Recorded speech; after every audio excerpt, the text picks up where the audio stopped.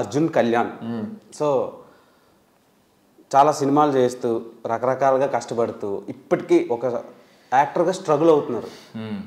ఇలాంటి స్ట్రగ్లింగ్ టైంలో ఈ సినిమా మీకు ఉపయోగపడుతుంది అంటారా, లేదంటే అలా వచ్చే వెళ్ళిపోయినట్టు అంటారా? లేదు, అది ఖచ్చితంగా ఆల్రెడీ ఉపయోగపడుతుందని అనుకుంటున్నాను నేను. బికాజ్ దీనివల్ల నాకు ప్రమోషన్స్ ఏదైతే జరుగుతుందో ఇప్పుడు రైట్ నో, ఇది డెఫినెట్లీ ఇండస్ట్రీలో కొంచెం అర్జున్ కళ్యాణ్ ఒక యాక్టర్ ఉన్నాడు, లీడ్ రోల్స్ పనికి వస్తాడు, ఆర్ ఇట్లా ఉంటాడు చూడడానికి, ఇలా చేస్తాడు యాక్టింగ్ అన్నది నాకు తెలిసి ఒక ట్రేడ్ సర్కిల్స్లో వెళ్ళిందని నేను అనుకుంటున్నా.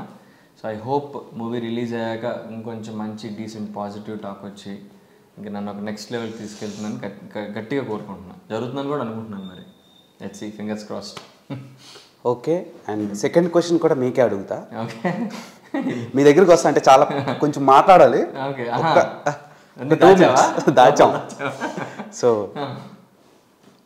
రీసెంట్గా మీ ఫ్యామిలీ నుంచి వచ్చిన Bigg Boss Sohel cinema release అయ్యి ఫుట్ఫాల్స్ కోసం చాలా వరకు ట్రై చేశారు ఆయన, బాధపడ్డారు. సో రెండన్నా అనుకునే స్థాయి వరకు వచ్చారు ఆయన. సో ప్రొడ్యూస్ చేశారా, యాక్ట్ చేశారా అని పక్కన పెడితే బిగ్ బాస్ నుంచి బయటకు వచ్చిన కంటెస్టెంట్స్ ఎవ్వరు బిగ్ స్క్రీన్ మీద సక్సెస్ అవ్వలేకపోతున్నారు. దానికి రీజన్ ఏంటి? I don't think that's as a lead యాక్టర్గా. అభిజిత్ ఇప్పుడు బాగానే చేస్తున్నాడుగా ప్రాజెక్ట్స్. ఏం చేశారు బ్రో? ఇప్పుడు అభిజిత్ మొన్న ఒకటే 2-3 చేసింది తను. బిగ్ బాస్ నుంచి బయటకు వచ్చిన తర్వాత ఆయన కనిపించింది బిగ్ స్క్రీన్లో కాదు, ఓటీటీ చేశాడు, ఓటీటీ ప్లాట్ఫామ్స్లో. నేను అడుగుతుంది బిగ్ స్క్రీన్ కోసం అడుగుతాను. ఆబ్వియస్లీ బిగ్ స్క్రీన్ అందరికీ వర్కౌట్ కాదు, ఫస్ట్ థింగ్. సెకండ్ ఏంటంటే మనం ఇప్పుడున్న కరెంట్ మార్కెట్ ప్రకారం మనం ఫస్ట్ ఆడియన్స్ అప్రిసియేషన్ పొందాలి, ఆడియన్స్ మనల్ని యాక్సెప్ట్ చేయాలి. అది యాక్సెప్ట్ చేయడం డైరెక్ట్గా బిగ్ స్క్రీన్ మీద వెళ్ళి నేను తోపుని తిరిగినట్టే రావడం కొంచెం కష్టమే. Unless if you're from some film family, out సైడర్స్కి కొంచెం కష్టం ఆడియన్స్ని రాపట్టడానికి. అది ఎందుకని అట్లా జరుగుతుంది అన్నది ఇంకా మనం ఆడియన్స్ వ్యూయింగ్ ప్యాటర్న్ బట్టి మనం ఆలోచించుకోవాలి. బట్ హ్యావింగ్ సెట్ దట్, మనం మంచి కంటెంట్ రిలీజ్ చేస్తే ఇర్రెస్పెక్టివ్ ఆఫ్ నువ్వు బిగ్ బాసా కాదా అయినా కూడా వచ్చి చూస్తాను. ఎందుకంటే బిగ్ బాస్ తమిళ్లో ఉన్న యాక్టర్స్ సక్సెస్ఫుల్ ఉన్నారు, బిగ్ బాస్ కన్నడలో యాక్టర్స్ సక్సెస్ఫుల్ ఉన్నారు. ఇక్కడ కూడా అలాంటి పొటెన్షియల్ ఉన్న యాక్టర్స్ బిగ్ స్క్రీన్ వీడికి సెట్ అవుతాడు, ఖచ్చితంగా సినిమాలు సూట్ అవుతాయి, వీడు ఒక మెయిన్ లీడ్ హీరోగా ఎదగగలడు అని అనుకుంటే నేను అనుకోవడం సక్సెస్ఫుల్ ఈరోజు కాకపోతే రేపన్నా అవుతాడు అని అనుకుంటున్నాను నేను. అండ్ ఇప్పుడు సోహైల్ కానీ నేను కానీ మేమందరం బిగ్ బాస్ని ఒక ప్లాట్ఫామ్లోనే యూజ్ చేసుకోవడం జరిగింది, మాకు మా రీచ్ పెంచుకోవడానికి. బిగ్ బాస్ ఇప్పుడు సోహైల్ కానీ నేను కానీ షార్ట్ ఫిల్మ్స్ నుంచి, తను టీవీ నుంచి వచ్చాడు, నేను షార్ట్ ఫిల్మ్స్ యూట్యూబ్లో వెబ్ సిరీస్లు అనుకుంటూ, తర్వాత కొన్ని సినిమాల్లో చిన్న రోల్స్ చేసుకుంటూ. దీని బిగ్ బాస్ ముందర నేను మూవీస్ చేశాను, ఒక 2 మూవీస్, వన్ ఆఫ్ ది లీడ్గా ప్లేబ్యాక్ అని, పెళ్లి కూతురు పార్టీ అని. బిగ్ బాస్ తర్వాత నాది యాజ్ ఎ లీడ్ రిలీజ్ అవుతుంది సినిమా. అంతకుముందు ఇంకో సినిమా రిలీజ్ అయింది, దాని గురించి నేను పెద్దగా ప్రమోట్ చేయలే, నేను వసంత సినిమా చేసాం. బట్ ఇది నేను ఖచ్చితంగా నెక్స్ట్ లెవెల్ తీసుకుంటుంది అనుకుంటున్నా. And at the same time Bigg బాస్లో చేసే వాళ్ళు కూడా ఇప్పుడు అమర్దీప్ మూవీస్ చేస్తున్నాడు, తను సైన్ చేశాడు. And there are other actors also, Gautam కూడా ట్రై చేస్తున్నాడు. It all depends on what content they are offering. At the same time వాళ్ళు ఆ పొటెన్షియల్ ఉండాలి. ఓకే, వీడు లీడ్ మెటీరియల్ అన్న ఒక పొటెన్షియల్ ఉంటే ఖచ్చితంగా సక్సెస్ అవుతారు అనుకుంటున్నా. ఆడియన్స్ యాక్సెప్టెన్స్ ఇంపార్టెంట్, కొంచెం లక్ ఫ్యాక్టర్, ఇండస్ట్రీ కూడా హెల్ప్ చేయాలి. 360 డైమెన్షన్స్ అన్ని కలిసి రావాలి. ఇంకా చెప్పలేము అన్ని. ఇప్పుడు ఆడియన్స్ యాక్సెప్టెన్స్ ఉన్నా ఇండస్ట్రీ యాక్సెప్టెన్స్ ఉండాలి మాకు. మళ్ళీ ఇండస్ట్రీ నుంచి మాకు ఆఫర్స్ రావాలి. అవుట్ సైడర్స్కి ఎంత కష్టం మీకు తెలుసు, సినిమా ఆఫర్లు పట్టుకోవడం ఎంత కష్టం. మాకు ఒక డీసెంట్ మార్కెట్ ఎస్టాబ్లిష్ అయ్యేంత వరకు మమ్మల్ని ఎవరు పట్టించుకోరు. మా అందరం మేము కొట్టుకుంటూనే ఉండాలి, ట్రై చేస్తూ ఉండాలి. సో ఒక డీసెంట్ హిట్ పడితే, ఒక మార్కెట్ ఎస్టాబ్లిష్ అయితే అప్పుడు కానీ మా దగ్గరికి రాదు. Okay, so and coming to ఈరోజు బేసిక్గా బాబీ డాల్స్ని నేను ఎప్పుడు ఫోన్లలో తర్వాత టాయ్స్లో చూస్తూ ఉంటాను. ఫస్ట్ టైం నా ఎదురు కూర్చుంది. సో పింక్ కలర్ డ్రెస్ వేసుకుని వచ్చి, సో పాడతాండి బాబీ డాల్, నేను పాడితే మీరిద్దరు కళ్ళు తిరిగి పడిపోతారు bro. So Kushitha Kallapu, all the best for your debut project. So చాలా ట్రోల్స్ని, చాలా నెగిటివిటీని ఫేస్ చేసి ఎక్కడి వరకు వచ్చారు. సో ఇదంతా ఇన్సైడ్ తెలుస్తుంది, చూసేటోళ్ళకి మాత్రం ఓన్లీ ఒక బజ్జీ తప్ప ఇంకేమి కనిపించదు.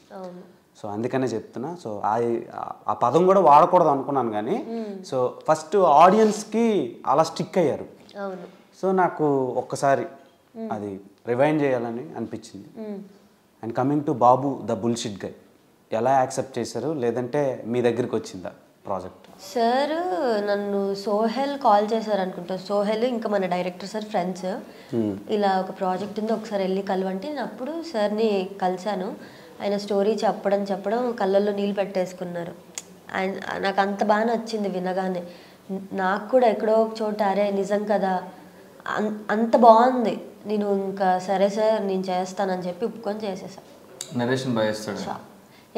నరేషన్ అని కదా ఆయన అన్ని యాక్టింగ్ కానీ అదేలే నరేషన్ కూడా బాగా ఇస్తాను. ఓకే, సో అలా ఎంటర్ అయ్యారు ఈ ప్రాజెక్ట్లోకి. సో ఈ ప్రాజెక్ట్లోకి ఎంటర్ అవ్వకముందు మీరు ఒక ఇన్స్టాగ్రామ్ ఇన్ఫ్లుయెన్సర్. సో అక్కడ ఫ్లో ఎలా స్టార్ట్ అయింది అసలు? మీరు ఇన్ఫ్లుయెన్సర్గా మీ కెరీర్ని స్టార్ట్ చేసినప్పుడు ఫస్ట్ ఫ్లో ఎలా ఉండేది?